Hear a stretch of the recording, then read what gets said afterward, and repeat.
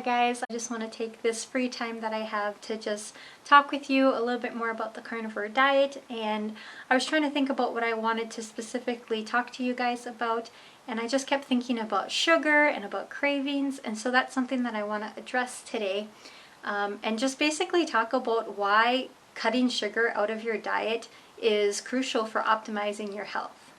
Talking about the physical aspect and I guess you could say vanity, sugar actually speeds up the aging process. So when we eat sugar, byproducts from the sugar molecules that are digested in our bodies actually destroy collagen and elastin in our bodies, which can lead to wrinkles, which can also lead to, just our skin not looking great, inflammation, acne, things of that sort. Sugar suppresses our immunity. It decreases our immune system against viruses and bacteria, as well as infectious disease.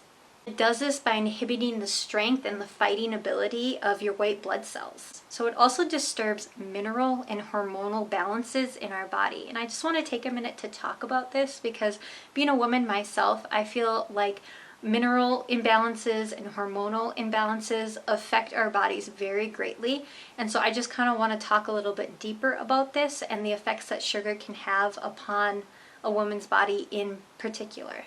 Sugar depletes B vitamins from our body's stores, and without B vitamins, we really can have struggles with mental health issues. It can also zap our energy. B vitamins are super important to make sure that we are keeping up on and that they're not getting depleted in our bodies, and sugar does just that. Without B vitamins, we feel increased feelings of anxiety and depression. And what do we all want to do when we feel that way? Well, we want to eat all the bad stuff. We want to eat the comfort food. We want to eat the sugar. But in all reality, those things are making us feel that way. They're depleting us of our B vitamins. And so it's really a vicious cycle.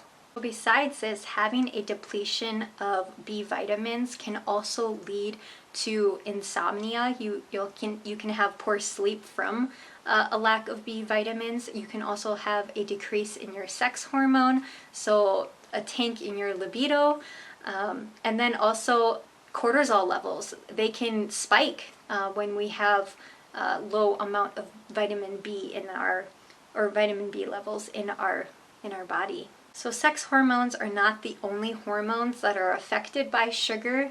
Sugar also affects one of the most important and most powerful hormone in your body, which is insulin. And I think a lot of the time we forget that insulin is a hormone, and it's something that we really need to be more cognizant of and more proactive about how our insulin levels are functioning in our body. On top of this, insulin is very closely related to every other hormone in our body. So it's linked to so many other hormones like estrogen and testosterone, which I'll talk about a little bit more later. But it's a really powerful hormone in our bodies, and I don't think that we pay enough attention to it, especially in our society, where I just feel like, oh, if you have, blood sugar spikes, like that's normal. I just think it's really important to talk about this and to realize that, as a woman, we need to be paying attention to all of our hormones. I mean, a lot of times when we think of hormones, we think of estrogen and progesterone and testosterone and androgen and all those hormones, but I think a lot of times we forget about insulin being a very vital part of our body's genetic makeup and how well our bodies are functioning. So I'm going to get a little nursey, a little sciencey on you right now, just talking a little bit more about the effects of insulin on our body and how that relates to sugar. So basically, as we all know, when we eat sugar, our insulin spikes. Our pancreas releases the insulin to kind of take out that sugar out of our bloodstream. We can only have 4 grams of sugar in our blood at a time. And so your pancreas hops on board and says, okay, we got too much sugar in our bloodstream right now because maybe you indulged on something sweet, and so it sends that insulin out to help and to lower that blood sugar. So in our bodies we have a binding protein, and the one that I'm specifically talking about today is a sex hormone binding globulin. So it's SHBG. So this hormone basically is able to take up excess estrogen and testosterone from our blood. Well, the thing is, when we have a spike in insulin, it lowers this binding protein, so it's not able to effectively take up all the excess estrogen and testosterone. This leads to an increased level of these two hormones in our body. This will lead to an unfortunate ratio of estrogen to progesterone in a woman's body. And eventually, over time, having this imbalance is going to make you feel not good emotionally, not good physically, and it really takes a toll on your health.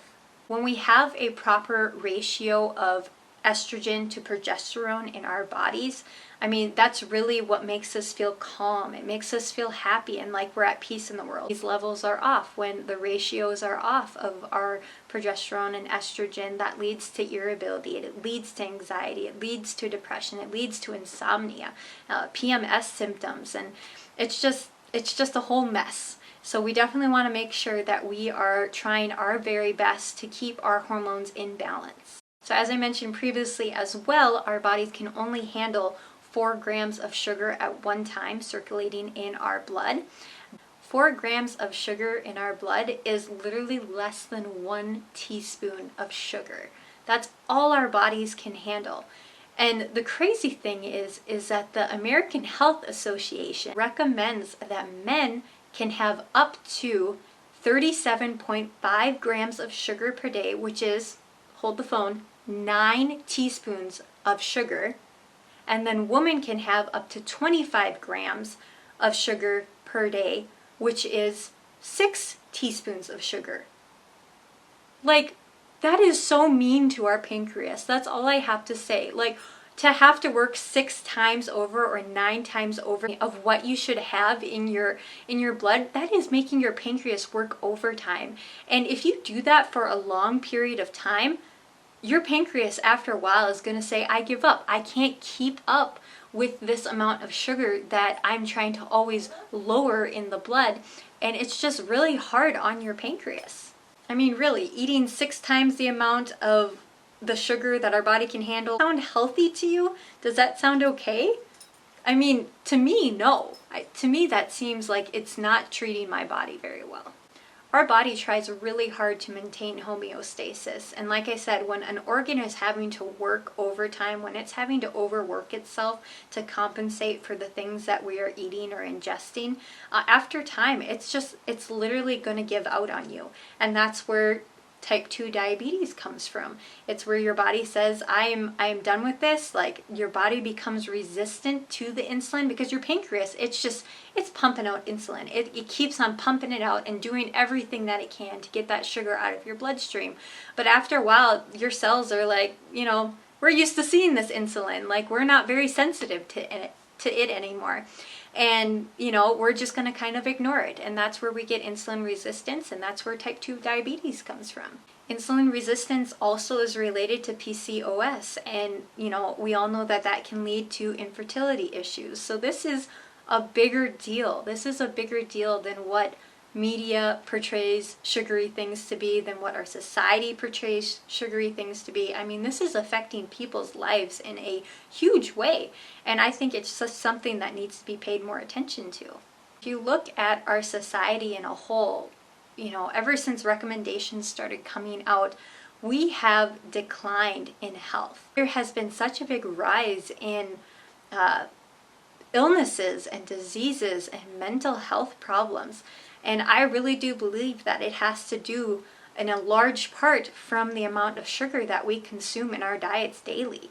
And it's become such a normal thing. It's so normal to eat packaged foods and to eat overly processed things and to eat large amounts of, a variety of fruits and a variety of vegetables. And whereas things of that sort can be good in small amounts, I think the amount that our society pushes for us to eat is actually not healthy for our bodies. Just to clarify, I don't mean that it's okay to eat processed foods or packaged foods in moderation. I think you should totally do away with those. But as far as like fruits and vegetables, I think it's totally fine to have berries and just like fruits and vegetables that are low on the glycemic index if your body responds well to them. And if not, then you probably don't even have to consume any of that. You don't have to worry about it. I personally don't eat any fruits or vegetables, and I feel great just eating meat and from the animal kingdom, as you guys know. But just I look at a lot of like young girls. I'm just going to say, I look at a lot of young girls, especially on social media and on YouTube, and they're always saying, you know, have a variety of colors with your fruits and vegetables and eat this and that and the other thing, and some fruits that I've never even heard of before.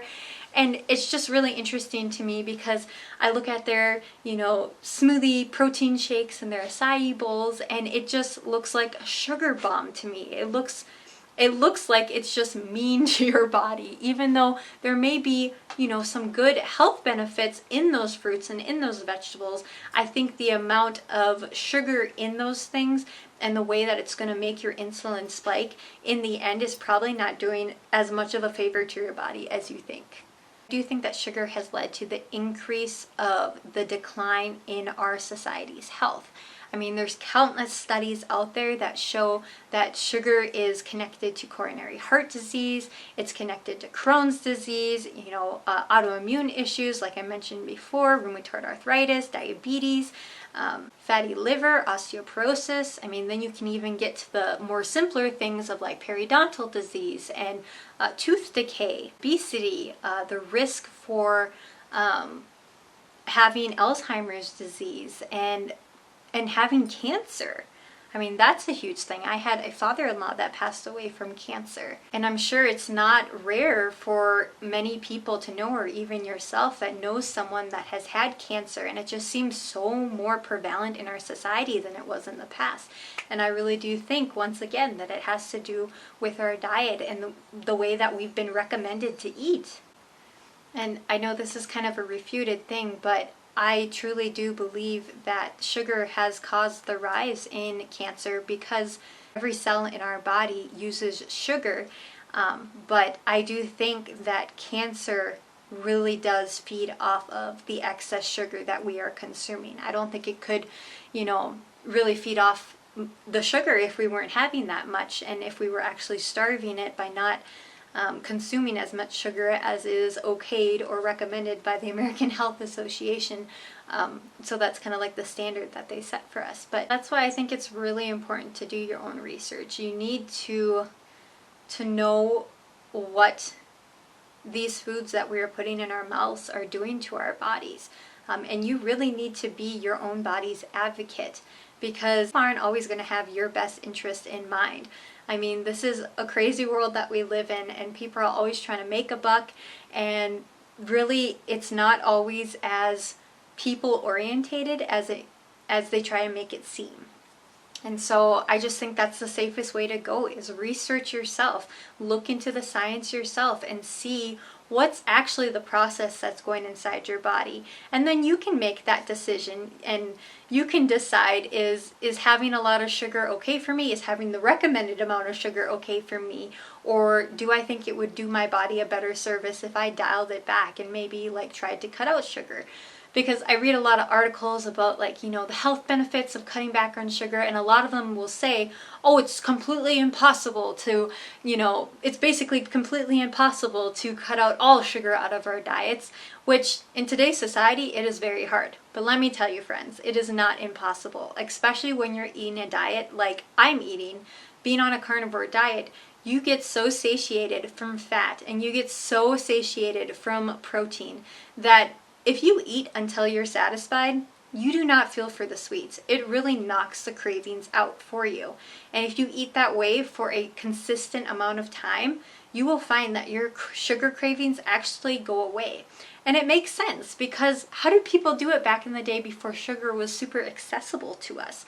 I mean, I think about it. People ate mostly meat because that's what they had the largest access to. And then throughout the year, they would probably have different veg and different berries, depending on what they could forage and find. And so that was just a normal way of eating for them. People couldn't afford sugar.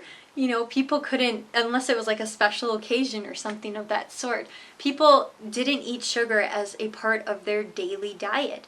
And I think we would all benefit going back to that more traditional way of eating and that traditional style of food, because I really don't think our bodies were made to process and handle all the extra sugar and the carbs that we now have access today in our diets. And I get it. I totally get it. We all grew up a certain way. We all are used to eating certain things, and you know, we just grew up thinking that that was normal. And so it seems totally unnormal to not be eating all the processed foods, to not be eating all the sugar. I personally had sugar. I had treats every single day of my life growing up. And so to cut that out really made me feel, when I first started this diet, like I was missing out on something, that life was just a little bit less colorful without having that sweet treat at the end of a meal.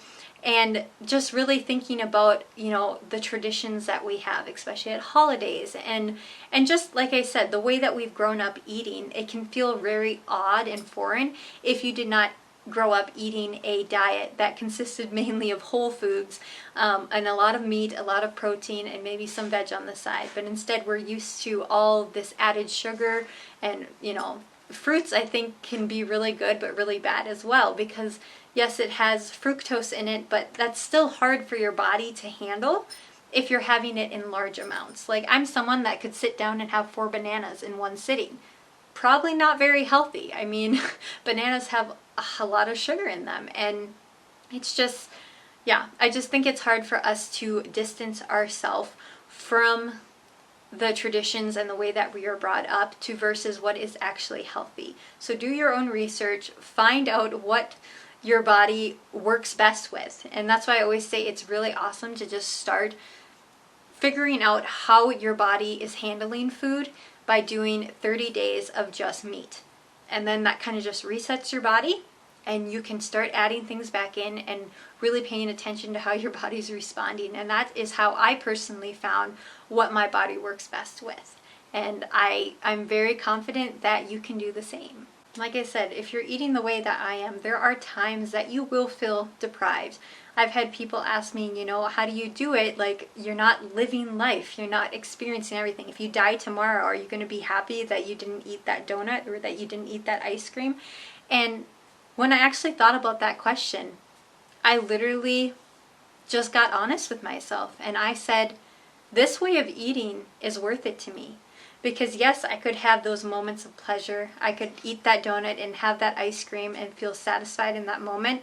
But I'd wake up the next morning still hating how I look, still hating how I feel in my body, not just having the energy to do things, because that's how I felt when I was running on sugar versus running on fat.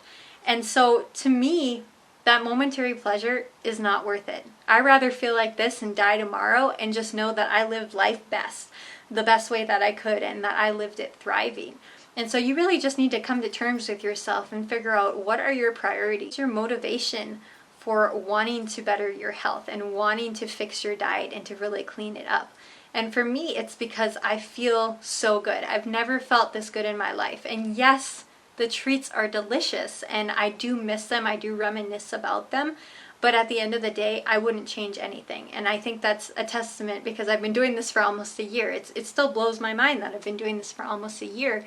But I feel this good, and I just don't feel like I could ever go back.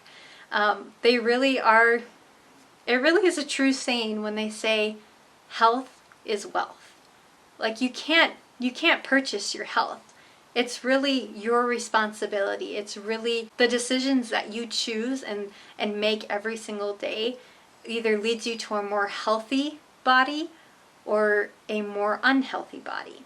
And so I want to keep choosing to make my body feel the best and to make myself feel as healthy as I can be.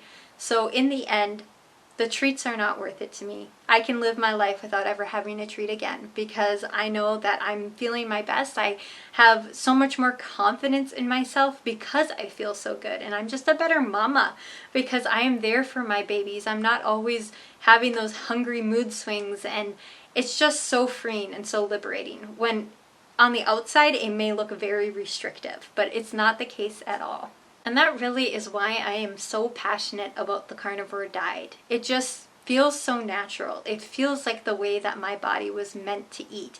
I just feel like my body has responded so well to this diet, and that's really why I just want to share it with as many people as I can. I want others to experience it. And yes, there's going to be hard moments, there's going to be hard times, there's going to be hiccups when you try this diet.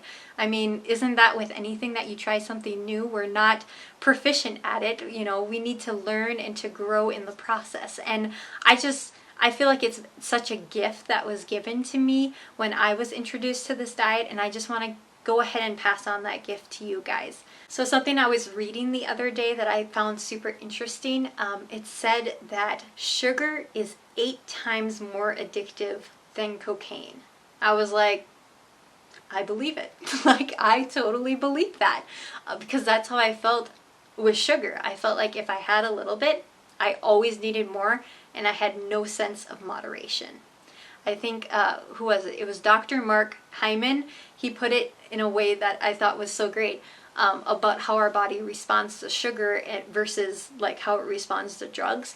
So it was talking about when someone takes heroin or cocaine, it lights up only one center of pleasure in our brain, whereas when we eat sugar, it literally lights up our brain like a pinball machine. And I was like, oh my goodness, no wonder we get so addicted to sugar, because it just activates all these signals of pleasure, and it just makes us feel good, and we want more of that. But really, in the end, we're just becoming addicted to it. And so that's something that I like to think about when I'm wanting those sweets or when I'm having those cravings, because I honestly don't want to be ever addicted to anything. I want to be in control of my body, and I want to steward it well. As you guys know, I've been doing the carnivore diet for just about a year now, and does that make me immune to cravings? Like I've said, absolutely not. I still reminisce about the days when I would have like a ice cream cone or donuts or carrot cake. Love carrot cake. And especially this time of year, and when we're getting into the fall months and around the holidays, I think it's a little bit more challenging, because you do have all those memories attached to food, and it's something I really do miss this time of year, of like having the pumpkin spice everything, and and just eating those comfort foods, those foods that really just make you feel warm and snuggly inside. So those are things that I definitely do think about and wish sometimes, like, oh, that would be really good to have. But like I said, when I come down to it, if I'm consuming things that aren't really fueling my body, then in the end, it's not going to make me feel all warm and snuggly inside. It's going to make me feel gross, and it's going to make me feel not good. And so I really want to eat the foods that actually fuel my body and actually make me feel like I'm thriving. And it's a decision that I have to make every single day. I mean, it's a lifelong choice, and I'm okay with that. I just pray that God gives me the grace to always steward my body well, and to fill it up with nutritious things, and to enjoy those things, because I do believe that God made food as an enjoyment. I do think that we should be able to enjoy our food. And let me tell you, the food that I eat, I enjoy immensely. My steak, my bacon, my cheese curds, I mean, I could eat that for the rest of my life and never feel deprived and never feel unsatisfied, because they are so good. And at the same time, they taste so good, but to also know that they are good for me makes them taste even better. So I mean, I can't lose. And there may be times that you do feel a little bored on the carnivore diet, and in that case, that's the time to kind of juju things up, to kind of spice it up, and to try something different. If you're not feeling excited about your meals, I think that's time to try different meats, to kind of expand your horizon. Try different recipes. I mean, there's a lot of carnivore recipes that you can find out there. I mean, even things that I've looked at recently and that I kind of want to try now that it is in the fall months, is doing like a pumpkin spice cheesecake, or doing a pumpkin like spiced raw milk egg yolk shake, with a little bit of heavy whipping cream whipped on top. That just sounds divine to me. Other things that you could try is putting a little cinnamon, putting a little pumpkin spice in sour cream or in cream cheese, and then dipping pork rinds in that. You could also try pumpkin spice ice cream. And so I have a lot of different carnivore recipes that I personally do for myself, but I can make it suit the holidays and the time of year. Like I said, cinnamon and pumpkin spice around this time of year is like one of my fave things. So I would love to do a video maybe on some of those recipes. And so if you guys are interested in seeing that, give this video a thumbs up and I can get to work on that for you guys. But yeah, so I just really think that in those seasons where you're just feeling a little bit bored with the carnivore diet, it's a really good idea to just try something different and to kind of liven up your daily meals with something fun and maybe getting creative in the kitchen. So I'll give you guys some of my tips that I've held on to during this journey and during this process of eating the carnivore diet that's just really helped me curb the cravings and really squash the desire to want to eat the sugar and to eat all the carby things. And so tip number 1 is make sure that you're eating enough fat and protein. Make sure that you're getting enough meat in your day. If you're eating a meal and you're walking away hungry, that's not good. That's gonna open up the door for cravings. So every time that you eat, make sure that you are eating to satiation. Make sure that you are eating to satiety and that you are feeling full and that you are feeling content after your meals, because that will really shut the door on any temptation to eat the sugary or carby thing. Tip number 2, keep your electrolytes up. I find it really helpful to suck on pink Himalayan salt or to add it to my water, and for some reason that just always seems to stop cravings, to stop hunger symptoms. And so that's one of the first things that I'll try. If I eat a big meal and I'm like, this should really have filled me up, I'll try drinking some water and having some salt, and that usually will do the trick for me. Tip number 3, another thing that you can try is just get moving. Go outside, be active, enjoy yourself, enjoy the little moments that you have throughout your day and just really appreciate them. Take time to be thankful and grateful for things and just really live life. I think when we get our minds off of food and off of eating and we don't obsess about those things and we just really take time to enjoy this beautiful world that's around us, and we're active in it, we're doing things with our hands and with our bodies, that can really help alleviate sugar cravings and really get our mind off of food. Tip number 4, kind of like what I was talking about before, is keep variety in your meals. So this will really help squash those cravings. Try, and I keep saying squash, like, oh my gosh, how appropriate for fall time, right? Anyways, but this will really help alleviate those sugar cravings. If you're, getting creative in the kitchen, maybe you do want something sweet. So try a pumpkin spice cheesecake. I mean, get a little creative and try something new. And I think that can help you not want the bad sugary treats. It still will probably be a little bit higher carbs than you normally have, but that's okay. I mean, you're still staying on track and you're getting to satisfy a little bit of that sweet tooth, I guess, in a way. You're still getting to enjoy something that's different and that's yummy and delicious, but you're not compromising your health because of it. Number 5, you're probably sick of me hearing this, but educate yourself. When you're having those sugar cravings, literally look into kind of like what I talked about today, about what sugar does to our bodies and how it just really does no favors for us. And listen to really good like YouTubers. Like I love listening to Dr. Ken Berry or Dr. Georgia Ede.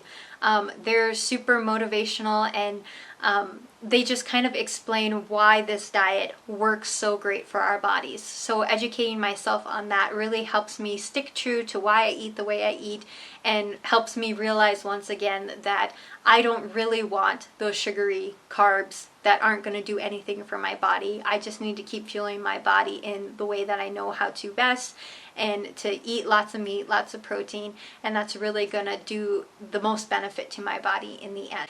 Also listening to motivational podcasts or even podcasts about people who are on this diet can be super encouraging and uplifting when you're having those bad days, when you're having those moments of weakness, and it just really can help you stay the course. There truly is power in community, and that leads me to my last tip, tip number 6. On those days that you're craving all the bad stuff, lean on your support system. For me personally, that's my husband, and then it's also being able to, watch other people like on YouTube that are eating this way and having this kind of lifestyle and diet. So on those days, it's just so encouraging to just talk with my husband about the way that I'm feeling and to have him encourage me and remind me of all the benefits and all the things that I've told him about eating this way and why it's so worth it to me. And then also it's really fun to watch other people that are eating this way and to see their success and to see their improvements in their health overall. And that's just really encouraging for you and for myself. Really why I wanted to start this channel is because I just wanted to let other people see into my life of eating this way, and that could maybe help someone else get started. And it could be a way for them to find better health, for them to find more energy, and to be a better spouse and mama and, family member. When I first started this diet, I didn't feel like there was a lot of examples, especially for being a mama, and I was breastfeeding at the time, and I just really was craving to find information on others doing this type of diet. So that's basically all I got for you guys today. Those were my tips. I hope that you found them helpful. I hope that you found this discussion helpful in some way.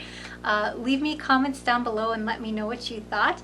But once again, I'm so happy that I had this opportunity to talk to you guys for a little bit.